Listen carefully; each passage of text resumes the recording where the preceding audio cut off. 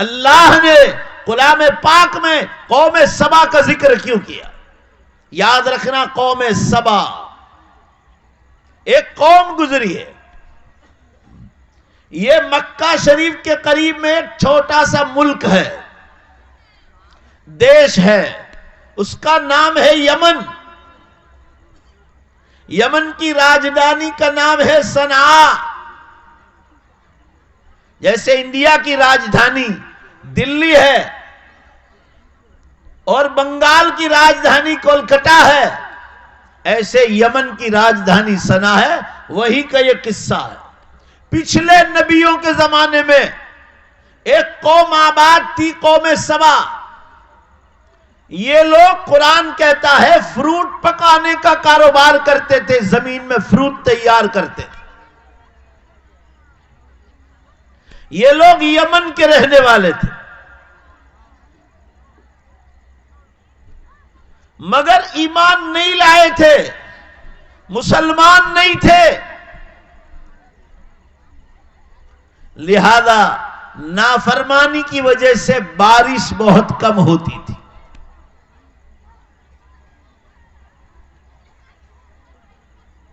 یمن بہت چھوٹا سا ملک ہے مکے کے پاس. یمن کی اور یمن کے مسلمانوں کی رسول اللہ صلی اللہ علیہ وسلم نے بڑی تعریف بیان کی ہے. جو حضرات مشکات شریف پڑھاتے ہیں، صاحب مشکات نے مستقل باب باندھا ہے، اور آپ صلی اللہ علیہ وسلم یمنیوں کے بارے میں ارشاد فرما رہے الایمان یمان، ایمان تو یمنی لوگوں کا ہے. والحکمت یمانیت، حکمت بھری باتیں تو یمنی لوگ کرتے ہیں. آگے فرمایا ہم ارق افئدۃ والین قلوبا، وہ دل کے بہت نرم ہوتے ہیں. جس کا دل نرم ہوگا اس کی زبان بھی نرم ہوگی. یمنیوں کی رسول اللہ صلی اللہ علیہ وسلم نے بڑی تعریف بیان فرمائی. حضرت انس رضی اللہ عنہ فرما رہے ہیں اول من جاء بالمصافحۃ هم اہل الیمن. حضور صلی اللہ علیہ وسلم نے فرمایا میری امت میں سلام علیکم وعلیکم السلام کا حکم تو اللہ نے آسمانوں سے دیا، مگر ہاتھ سے ہاتھ ملانے کی سنت اللہ نے پہلے سے یمنیوں سے شروع کروائی. یہ یمن کی قوم کا تذکرہ کرتا ہوں. یہ لوگ پہاڑوں کے پیچھے رہتے تھے. پہاڑوں کی وجہ سے سمندر سے جو سیلاب آتا تھا وہ سیلابی طوفان سے پہاڑ کی وجہ سے بچ جاتے تھے. ایمان نہیں لائے تھے، مسلمان نہیں تھے. یہ پچھلے نبیوں کے زمانے کا واقعہ ہے. اللہ نے اس قوم کی ہدایت کا فیصلہ کیا. قرآن میں اللہ نے فرمایا من یضلل اللہ فلا ہادی لہ ومن یہد اللہ فما لہ من مضل. بولو زور سے، بے شک اللہ جس کو ہدایت دینا چاہے اس کو کوئی گمراہ نہیں کر سکتا. زور سے بولو. اور اللہ جس کو گمراہ کر دے اس کو کوئی ہدایت نہیں دے سکتا. اللہ نے یمن کی اس قوم سبا کی ہدایت کا فیصلہ کیا. ایک نبی کو بھیجا، جاؤ ان کو سمجھاؤ. دل کے نرم تھے. ابھی میں نے آپ کو بتلایا نبی کی بات سمجھ میں آ گئی کہ کل مرنا ہے. آخری نبی محمد صلی اللہ علیہ وسلم آئیں گے، ان پر قرآن اترے گا اور ان کی امت آخری امت ہوگی، پھر قیامت آ جائے گی اور جو ایمان والا ہوگا وہ جنت میں جائے گا. جنت ساتوں آسمان کے اوپر ہے اور جہنم ساتوں زمین کے نیچے بنائی اللہ نے. آمین کہو زور سے. اللہ پوری امت کی جہنم سے حفاظت فرما. قوم سبا ایمان لے آئی. مدناپور، بھگوان پورا اور اطراف کے مسلمانوں ایمان لے آئی.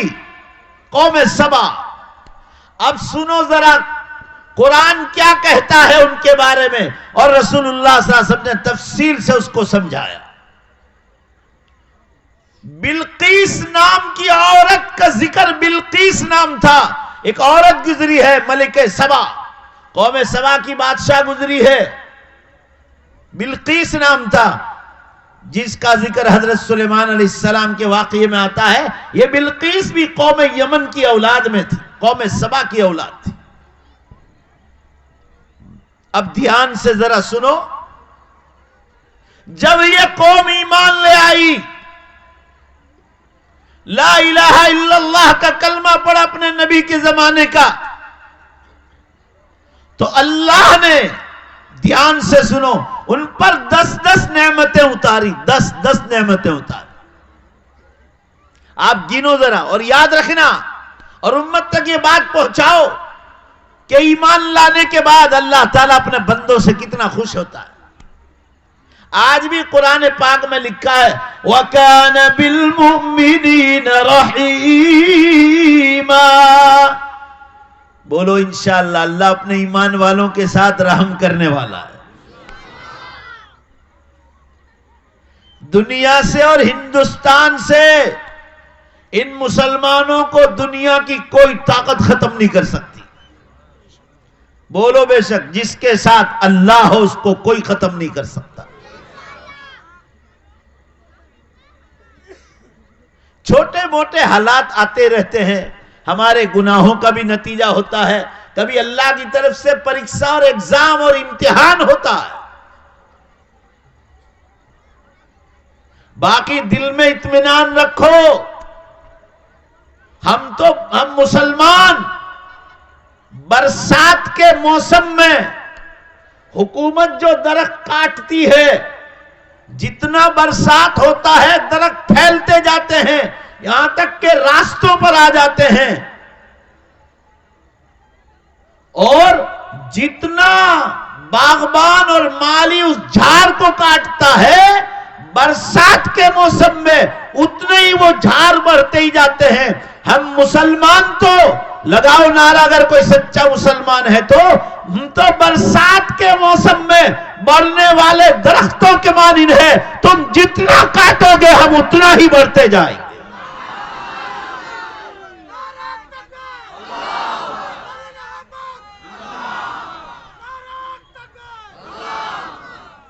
کہنے کا منشا یہ ہے، مسلمانوں، قوم سبا ایمان لے آئی، اللہ نے ان کو 10 نعمتوں سے نوازا۔ گنتے جاؤ ذرا۔ پہلا انعام، ایمان لے آئے تو بے حساب بارش ہوئی۔ پہلے بارش نہیں ہوتی تھی، بہت تھوڑی، بے حساب بارش ہوئی، اتنی بارش ہوئی، یہ پہلا انعام۔ کہ دوسرا انعام ملا، بارش کی برکت سے بے حساب فروٹ اور پھل پکنے لگا، بے حساب ڈالیاں زمینوں پر آنے لگی، اتنا فروٹ پکنے لگا۔ پہلا انعام بارش ہوئی، دوسرا انعام فروٹ پکنے لگا، گنتے جاؤ۔ تیسرا انعام، جب بہت فروٹ پکنے لگا تو اپنا فروٹ اور پھل باہر کے ملکوں میں ایکسپورٹ کرنے لگے، باہر کے ملکوں میں۔ جیسے آپ کے بنگالی مسلمان، بعض لوگوں کی بات کرتا ہوں، برا مت لگانا، مجھے آپ سے محبت ہے اور دلی محبت ہے، اس لیے آپ سے کہتا ہوں، آپ لوگ بھی بال ایکسپورٹ کرتے ہو، بال۔ رسول اللہ صلی اللہ علیہ وسلم نے اس کو حرام بتلایا۔ بال خریدنے والا، بال بیچنے والا، دونوں پر اللہ کے نبی صلی اللہ علیہ وسلم نے لعنت اور پھٹکار اتاری۔ اور آج نیت کر کے جاؤ، قیامت بہت قریب آ گئی، اگر ہم ایک حرام کا دروازہ کھولیں گے، بولو انشاءاللہ اللہ 100 حلال کے دروازے کھولنے کی طاقت رکھتا ہے۔ بولو بے شک زور سے، کھولنے کی طاقت ہے کہ نہیں اس کے پاس؟ نیت کر لو آج سے، جیسے حرام سے بچنے کی کوشش کرو گے، اللہ آپ کے لیے بے حساب دولت کی فراوانی پیدا کر دے، بے حساب دے گا. حرام مال سے جو کھاؤ گے کھلاؤ گے تو حرام خون تیار ہوگا اور اللہ نیک اعمال کی توفیق چھین لے گا. نمازیں چھوٹ جائے گی، روزے چھوٹ جائیں گے، گناہوں میں لگ جائیں گے. قرآن کہتا ہے یا ایھا الذین آمنوا کلوا من الطیبات، اے مسلمانوں حلال روزی کھاؤ، واعملوا صالحا، اور پھر نیک کام کرو. جو حلال روزی کھائے گا قرآن سمجھا رہا ہے اللہ اسی کے نیک کاموں کو قبول کرے. آپ لوگ اگر بال کا بزنس کرتے ہو تو توبہ کرو. ہمارے گجرات میں ایک بھی مسلمان نہیں کرتا، اللہ ان کو روزی دیتا ہے. ذرا زور سے بولو، برا مت لگانا، بولو گجرات والوں کو روزی دیتا ہے نہیں دیتا ہے؟ ارے پورے انڈیا کے مسلمانوں کو پیسہ پہنچاتا ہے، پورے بھارت کے مسلمان. ہمارا گجرات کا کوئی مسلمان یہاں 5 پیسے لینے نہیں آئے گا. پورے انڈیا کا مسلمان وہاں مسجد کے لیے، مدرسے کے لیے، اسکول کے لیے، خانقاہوں کے لیے سب کو پیسہ دیتا. وہ حلال کماتا، اللہ بے حساب پیسہ ان کو دیتا. چلو آج وعدہ کر لو کہ انشاءاللہ ہم گناہ سے، زور سے انشاءاللہ بولو، برا مت لگاؤ، مجھے آپ سے محبت ہے، بولو انشاءاللہ جلدی توبہ کر لیں گے. اللہ قبول فرما. میں بات بیچ میں آئی تو میں نے زبان سے نکل گئی اور نیکی کا کام تھا اس لیے آپ کو کہہ دیا، توبہ کر لو. میں یہ عرض کر رہا تھا، پہلا انعام بارش ہوئی، دوسرا انعام بہت فروٹ تیار ہوا، تیسرا انعام باہر کے ملکوں میں بھیجنے لگے، تیسرا انعام. تو چوتھا انعام یہ ہوا باہر کے ملکوں کا پیسہ یمن میں آنے لگا. 4 انعام ہو گئے. نمبر 5، جب بہت پیسہ ہو گیا تو اللہ نے ان پر زکوٰۃ واجب کر دی. نمبر 6، پہاڑوں کو، پتھر کے پہاڑوں کو توڑ کر مکان تعمیر کرنے لگے. نمبر 7، پیسہ بہت آیا، اللہ ایمان لے آئے اور اللہ کے حکموں پر زندگی گزارنے لگے. بہت پیسہ آیا، بہت پیسہ آیا. تو مسلمانوں، چھٹا انعام یہ ہوا کہ پانی کا بڑا ڈیم تیار کیا. پانی کا ڈیم تیار تھا سٹاک کرنے کے لیے. جیسے آپ لوگ تالابوں میں پانی سٹاک کرتے. اب تو دنیا بہت ترقی کر گئی ہے، تالاب والا بند کر دو، مرسیبل پمپ آ گئے، ہاتھ کے پمپ ہے. پاک صاف رہو، یہ اسی میں آپ لوگ نہاتے ہو، اسی میں برتن دھوتے ہو. اب ذرا ترقی کرو، یہ بند کر دو یہ پانی کے تالاب. دنیا کہاں پہنچ گئی، یہ میں آپ کے فائدے کے لیے کہہ رہا ہوں. مجھے تو یہ آپ کے دیہاتوں میں جا کے ڈر لگتا ہے، رکشہ میں بھی، سائیکل کے. ابھی جو گر گیا تو میں اندر چلا جاؤں گا. کتنا گہرا ہے، مجھے تو 1 منٹ بھی تیرتے نہیں آتا، 1 منٹ بھی نہیں آتا. یہ مولانا حبیب الرحمان صاحب کا 5 برس کا بچہ ہے. آج پورے تالاب میں نے اس کو 100 روپے انعام دیے، تالاب میں تیر گیا. 5 برس کا لونڈا ہے، 5 برس کا. یہ بھی سنت ہے صحابہ کی، یہ ہماری کمزوری ہے کہ ہم کو نہیں آتا ہے. مگر ٹنکیاں بناؤ، پاک صاف رہو، برتنوں کا دھون اندر جائے، گندگیاں جائے. اور پھر پانی تو بہنے والا ہے، لہذا پاک ہی کا مسئلہ رہے گا. مگر پھر بھی دنیا کہاں ترقی کر گئی. اس کو پر دو. اگر اللہ جب بھی مال دے دے تو آپ پمپ لگاؤ، آگے بڑھو، اللہ کی نعمتوں کو استعمال کرو. میں 20 سال پہلے کتنی تکلیف میں یہاں آتا تھا، 2001 میں آیا تھا. اس وقت لوگ سائیکل رکشہ میں بیٹھ کر لوگ بیان سننے کے لیے آتے تھے 20 سال پہلے. اور اب تو ماشاءاللہ آپ لوگ ہیرو ہونڈا پر آتے ہیں. اب تو گاڑیاں آ گئی، ہوائی جہازوں میں اڑنے لگے. آمین کہو، اللہ آپ کو اور ترقی عطا فرمائے. مچھلیاں تو بازاروں میں بھی مل جائے گی. لوگ کہتے ہیں مچھلی کہاں کھانے جائیں گے، تو بازار میں مل جائے گی. آپ بہرحال میں یہ عرض کر رہا تھا آپ حضرات کے سامنے، پانی کا ڈیم تیار کیا جب قوم سبا کے پاس پیسہ آیا. نمبر 8، قوم سبا جہاں آباد تھی اللہ کے حکموں پر آ گئے ایک نبی کے سمجھانے پر، تو اللہ نے اس علاقے سے مکھی، مچھر، کتا، سور، بلی، جتنے بھی بیماری کے اسباب ہیں اللہ نے پورے علاقے سے ختم کر دیا قدرتی طور پر۔ گندگیاں جتنی ہوگی بیماریاں پھیلے گی۔ حضور صلی اللہ علیہ وسلم نے ہم سے خراب جھونپڑی میں دیکھنے جاؤ تو بہت کمزور، کھجور کی چھال کا پتے تھے اوپر اور ادھر لکڑیاں تھیں، چھوٹا سا حجرہ، جو آپ کی قبر مبارک ہے وہی آپ کا حجرہ تھا، چھوٹا سا حجرہ مبارک، اس میں 3 آدمی آرام کر رہے ہیں، رسول اللہ صلی اللہ علیہ وسلم، سیدنا ابوبکر صدیق رضی اللہ عنہ، سیدنا عمر فاروق رضی اللہ عنہ، اور ایک جگہ باقی ہے حضرت عیسیٰ علیہ السلام وہاں آرام کریں۔ 4 آدمی سو، اتنی جگہ کون سا بڑا مکان ہوگا؟ وہ جھونپڑی تھی، مگر پوری دنیا کو بولو زور سے بے شک صفائی اور ستھرائی سکھلا کر گئے۔ زور سے بولو نا بے شک۔ حضور صلی اللہ علیہ وسلم ساری دنیا کو صفائی اور ستھرائی سکھلا کر گئے۔ حکم دیا وضو کرو، غسل کرتے سیکھو، پانی اللہ نے دیا ہو تو روزانہ غسل کرو، دانتوں کی صفائی کرو، بدن کے بالوں کی صفائی کرو، بغل کے بال ہیں، پیشاب استنجے کے جگہوں کے بال ہے، اس کی صفائی کا حکم دیا، مکان صاف رکھو، بستر صاف رکھو، ٹوائلٹ اور لیٹرین صاف رکھو۔ آپ صلی اللہ علیہ وسلم گندگی کو ناپسند کرتے تھے، تو ہم مسلمان گندگی کو کیوں پسند کریں؟ غریب سے غریب آدمی بھی بولو زور سے بے شک صفائی کے رات ساتھ رہنا چاہے تو دنیا کے بادشاہ کو سبق دے سکتا ہے اسلام کے ذریعے سے۔ آپ صلی اللہ علیہ وسلم مسواک کتنا کرتے تھے؟ ہمیشہ دانتوں کی صفائی رہتی تھی۔ آپ اپنی بیویوں سے بات کرتے تو مسواک کرتے، کسی اور آدمی سے بات کرتے تو پہلے مسواک کرتے تھے کہ میری منہ کی وجہ سے کسی کو تکلیف نہ ہو۔ وضو سے پہلے مسواک کرتے، دانتوں کی صفائی فرماتے، کھانا کھانے کے بعد دانتوں کی صفائی فرماتے، نیند سے آرام سے اٹھنے کے بعد دانتوں کی صفائی فرماتے۔ صحابہ فرما رہے آپ کے بدن مبارک پر کبھی ہم نے میلا کپڑا نہیں دیکھا،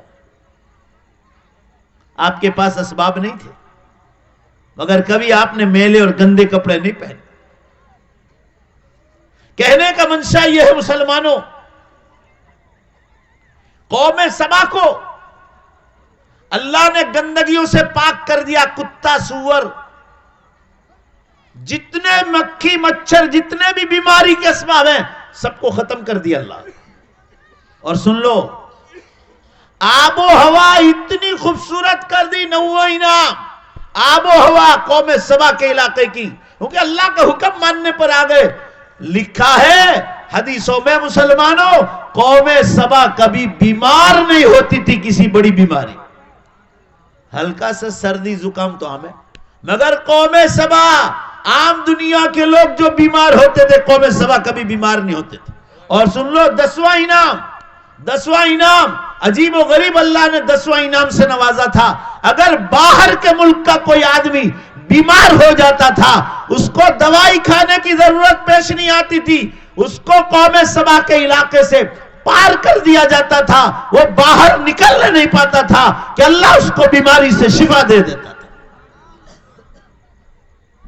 یہ 10 انعام سے نوازا قوم سبا کو اللہ نے ایمان لانے کے بنیاد پر۔